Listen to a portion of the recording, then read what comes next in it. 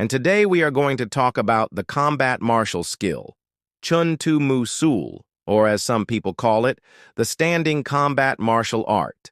I would like to tell you that this is one of my favorite martial arts because it's a mix between standing art and groundwork. Some people will say that the standing part is more important than the groundwork, but I can tell you that both parts are very, very important. This is an old combat style, but at the same time it's a very modern combat style for self-defense and fighting. Now let's go through the history of this martial art. In the past, this martial art was called Shu Gong, which means skill of fighting with weapons. But later on it was also known as Sam Gung, meaning three skills, where the three skills refer to handwork, footwork, and breathing. This martial art has its root in Shorinji Ryu Karate, Goju Ryu Karate, and Uechi Ryu Karate. It's well known that Okinawa was a place where many martial arts were born. Back in the days, there were a lot of small clans, and they all had their own fighting styles and methods. The main purpose of having these fighting skills back then was for fighting and for protecting yourself and your family. When the government banned swords, a lot of martial arts practitioners had to get rid of their weapons and start practicing empty-handed fighting. That's why, if you look back in history, a lot of martial arts were created after that event. For example, Shorinji Ryu Karate and Goju Ryu Karate. If you look at the characteristics of this martial art, the stances are mostly low and close to the ground. That's why a lot of people consider this martial art to be more of a groundwork style. However, as I said before, it has its roots in karate, so the basic techniques come from karate. If you compare this martial art to other martial arts, the arm movements are similar to those of Muay Thai, and the leg movements are closer to those of a wrestler. This makes this martial art very special. Also, the groundwork of this martial art is very interesting because it's different from judo, jiu-jitsu, or any other grappling style. So now let's get into details. We will talk about some of the basic techniques and how they work. If you look at the stances, they are a little bit wider than normal karate stances. You have to keep your center of gravity very low and stay very relaxed. In general, the stance is called Heiko Dachi, and it's also used in karate. If you look at the arm position, the elbows are always pointing down, and the hands are always covering your face. The most common blocks come from your arms and your elbows, and the main reason for this is to keep your head close to your opponent. If you keep your head far away from your opponent, he can easily kick your head and hurt you badly. The main idea of Chun Sim martial art is to use your head to attack and to defend. That's why you need to be always close to your opponent. The way you move forward is by stepping with your lead foot first, and then you follow up with your back foot. This is a very important rule in Chun Sool. If you try to step with your back foot first, you will lose your balance and fall over. And the reason for that is because your weight is concentrated on your toes. So, when you step with your back foot first, you put your whole body weight on that foot and you end up falling over. But when you step with your front foot first, you distribute your body weight evenly between both feet. There is a way that you can counterbalance your opponent's attack while moving forward. And that's what we call fui chagi. Basically, when you step forward, you move your hands in an arc shape. This helps you to check your opponent's punch, and at the same time you attack his leg. Now the cool thing is that while you are attacking his leg, you also throw him off balance. This will definitely surprise your opponent. You can also move backward, and the way to do this is by stepping with your back foot first, and then you follow up with your front foot. This is the opposite of stepping forward. There is also another movement that you can do backward, and that's what we call the back kick. And basically, this is a round kick that you throw with your back leg. Let's take a look at the punches. There are two basic types of punches in this martial art, the straight punch and the hook punch.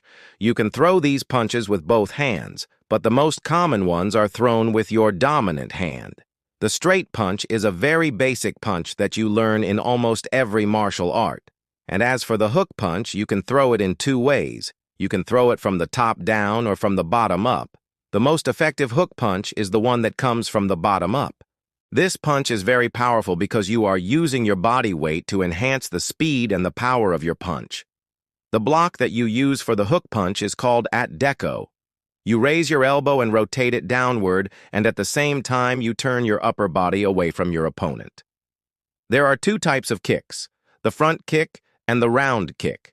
The front kick is very similar to a front push kick in Taekwondo. This kick is very fast and powerful.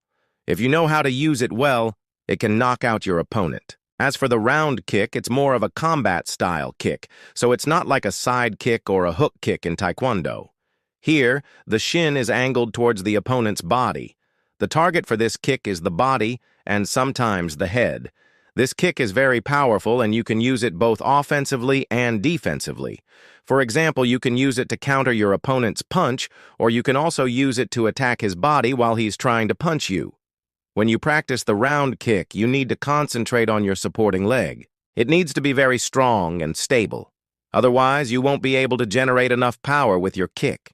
If you are practicing this kick, you should try to kick a pad held by your instructor as hard as you can.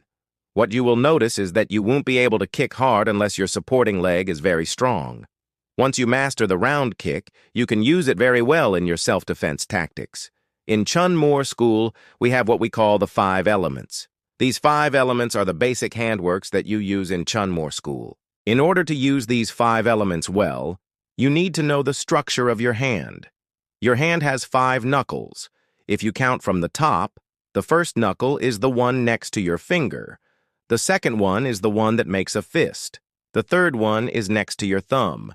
The fourth one is under the first knuckle, and the last one is under the second knuckle. If you look at your hand in this way, it's easier for you to understand how to apply these 5 elements. These 5 elements are based on traditional Chinese medicine. According to traditional Chinese medicine, the human body works like a magnet. All the organs inside the body are connected by invisible energy lines. In martial arts, we call them meridians. And according to traditional Chinese medicine, the 5 elements represent the 5 major internal organs. So if you hit your opponent in the correct way, you can cause serious damage. Let's see how you can hit your opponent with the 5 elements. First, start with your fist. Make sure that your fist is tight. Don't leave any space between your knuckles. Then hit your opponent on the side of his rib cage. After that, hit the side of his abdomen. Then use your open hand and hit the center of his chest. Follow up with your back fist and hit his jawline. Then finish it off with your elbow and hit his neck. In total, you will have used all your 5 elements. Of course, you need to be very careful when you hit someone with these 5 elements. Otherwise, you might hurt him badly. As I said before, these 5 elements are based on traditional Chinese medicine, so they work best on the center line of the body. If you hit someone with these 5 elements on the outside of the body, they won't work. That's why you need to practice these 5 elements on a heavy bag. Try to hit the center line of the bag. If you hit the outside of the bag, you won't feel much resistance. But if you hit the center line of the bag, you will feel a lot of resistance. And that's what you call proper body mechanics. We have many videos about the 5 elements. You can check them out in our videos section. So today we talked about the basics of combat martial skills, or as some people call it, the standing combat martial art. I hope that you enjoyed this video. And if you want to learn more about this martial art, you can join us either online or at our school. Thank you for watching. See you in the next video.